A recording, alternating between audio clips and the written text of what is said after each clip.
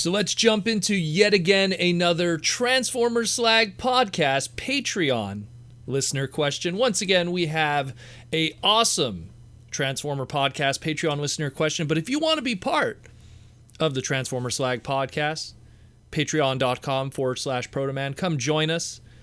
Let us know that we're doing a good job here. We're not wasting your time, and you might actually be learning something on this podcast. What do you get if you join the Patreon? Get your name in the end credits scroll at the end of every segment moving forward with your patronage. Get access to the Transformer Slag podcast Discord. What a Discord. What a great Discord. Tons of content, tons of discussion. News breaks there almost right away. You get rare downloads. You get rare Transformer lore. You get sales threads, all kinds of stuff. Deals on your hobby. Good stuff in that Patreon Discord.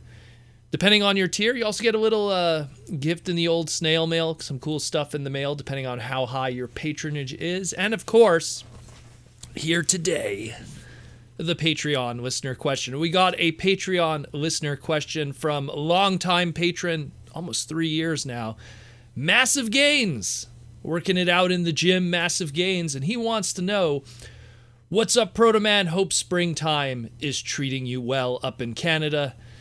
It's a bit of a cryptic topic, but it's something I've been thinking about and talking about a while with the wife when it regards my collection. What will happen to your collection when you are gone? Like, what advice or ideas would you give us collectors, be it of the transforming robot kind or anything else, really? Your podcast rocks the block. Thanks for everything, Massive Gains. Well, thank you, Massive Gains. And spring is actually quite nice right now in Canada. We're actually shedding the coats for once. Now, this topic actually comes up a lot within my family because I come from a family of toy collectors, or just collectors in general, really. The old flea market, garage sailing pickers of the Arsenault family.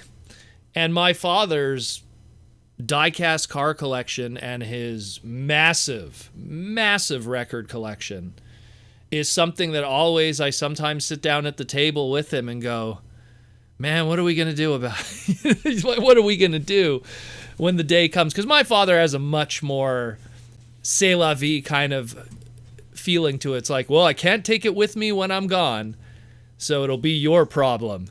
And that's literally because I knew it got to a point where, like, I almost turned to him and said, do me a favor. You know, keep the stuff that is really sentimental for you and then sell the rest and enjoy the money and travel the world or do whatever. But he's a true collector. He'd rather have all that stuff around him till the day he dies, knowing it's there, than sell it all and go do something from a giant financial manner. And it's maybe just me being selfish, just, that way when he passes away, God forbid, I would have to then go through that tirage of everything. And you guys have no idea. I mean, I posted a video, a Father's Day segment on the Proto Retro channel of his toy collection and his record collection, but you guys have no idea. Oh my God. It would take 2 lifetimes, no joke, to probably understand what he has, figure it out, and sell it all. It would take 2 lifetimes, no joke. Like, the only way I would be able to even figure anything out would have to be hire someone who has that kind of expertise. And I know I'd be losing money at the end of the day because there's so much. But what I always say, and trust me, again, because this conversation has just come up so many times, and, me and my sister just going like it's going to be mind-boggling, is I have a very different take than my father in a lot of ways, and it's kind of advice that I gave him because it's kind of what I would want to do also, which is, if you're married or if you have significant others or if you have, family members, what I would always suggest is whatever's like the really top tier ticket stuff in your collection, like if you got prototypes or even something that's like a really expensive toy that's really rare and it's not very unassuming. Like if you had like, you look at a Transformer collection and there's Minerva just there, some white, Porsche ambulance thing in a sea of other figures that are towering over it, which would you think is the more valuable? That Minerva figure 100% complete, or right next to it, 1985 Blaster that's double her size, in these sea of figures. So it's something that it's like you should almost like document what you have, take some photos and have it for your family or your significant others so that, God forbid, when the day comes, if it does, they know what is worth money. Because the nightmare situation I always have is, and I joke about it, but it's true, is if I ever passed away, knock on wood, all my local friend collectors would just be coming in going, rubbing their hands like, oh, sorry to hear your loss about Daniel, but so what are you going to do with all that stuff? And it's just, my stuff, it would be overwhelming for any individual, let alone the comic book collection, the non-Transformer action figures. So it's something that, what happens to your collection when it's gone?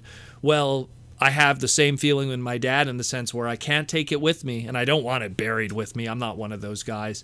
When I'm gone, I'm gone.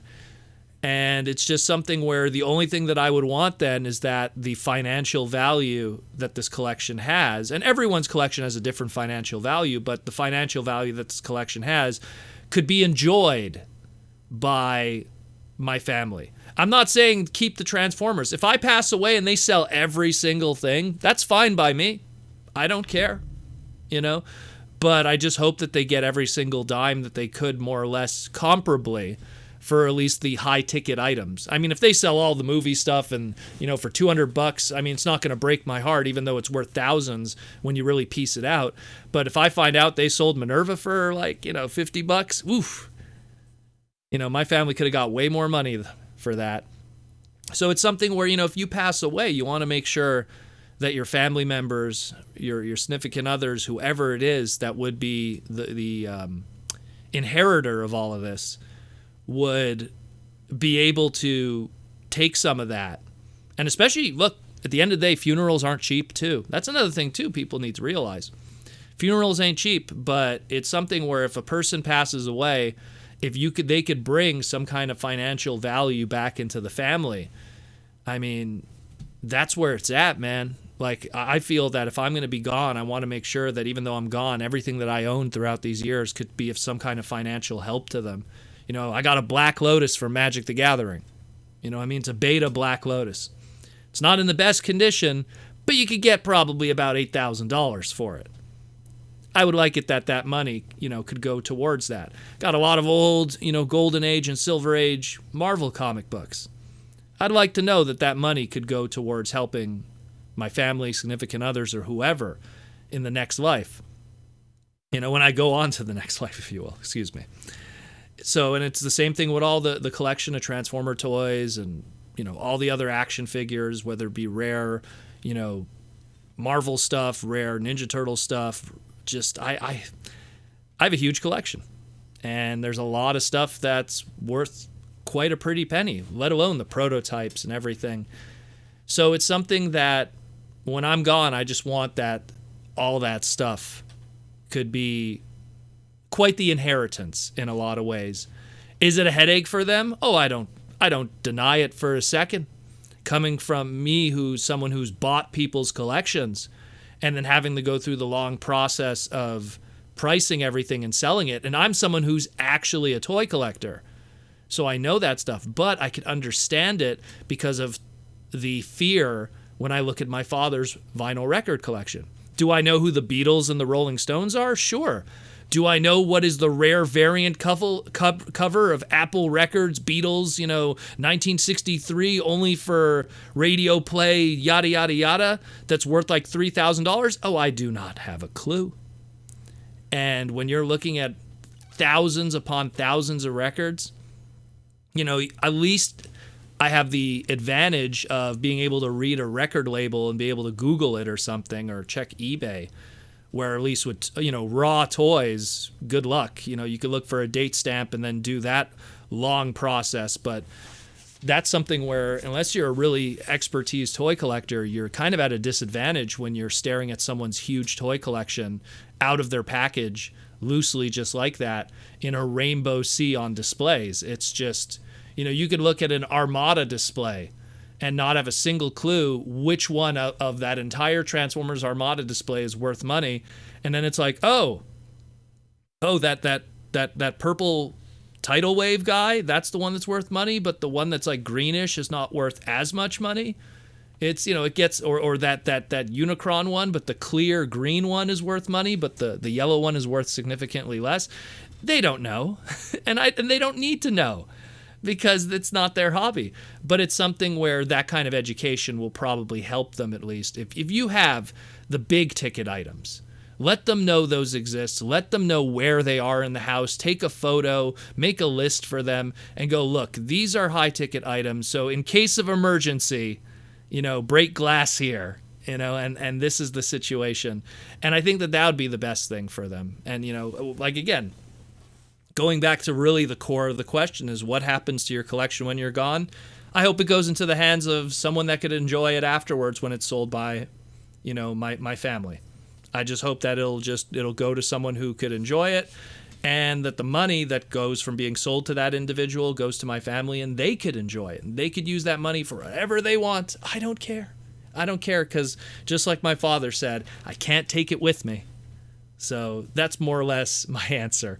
And I'm kind of curious what other people's answers are, because I've always heard different things. Some people are like, I want it in a museum, or I want to be buried with some of it, or, or I want to give it to my children. Look, if my children will want to have this stuff, sure. I mean, I kind of almost doubt they will want most of it, or all of it, if anything. But if they do want it, hey, that's great. But if they don't, because again, from personal experience, look, my dad's die-cast car collection is cool, so is vinyl record collection, but I don't really want most of it.